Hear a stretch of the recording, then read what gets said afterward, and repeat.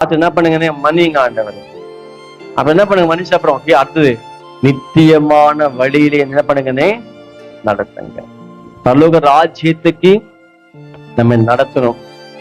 பைபிள போட்டுருக்கு, உங்களை கரை திரை அற்றவங்களாக புத்தியுள்ள கன்னிகை போல தேவனுக்கு முன்பாக நாம் நிக்கத்தக்கதான நம்மை இந்த பூமியிலே ஆண்டவர் சரி பண்ணிக்கிட்டு இருக்காரு.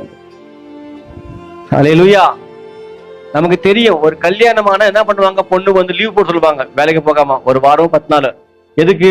ரெஸ்ட் எடு, வீட்டுல மூஞ்சில வெயில் படக்கூடாது, நல்லா சாப்பிடு, நல்லா டெய்லி என்ன பண்ணுவாங்க, அவங்களுக்கு எது நல்லா தூங்கி ஏஞ்சி நல்லா மூஞ்சிக்கு எதோ போட்டு என்ன பண்ணுவாங்க, நல்லா காட்டுவாங்க. மாப்பிள்ளை வரும்போது நல்லா இருக்கணும் பார்க்கறதுக்கு. நீங்க வந்து அல்லேலூயா. அதே போல்தான் கரை திரை அற்ற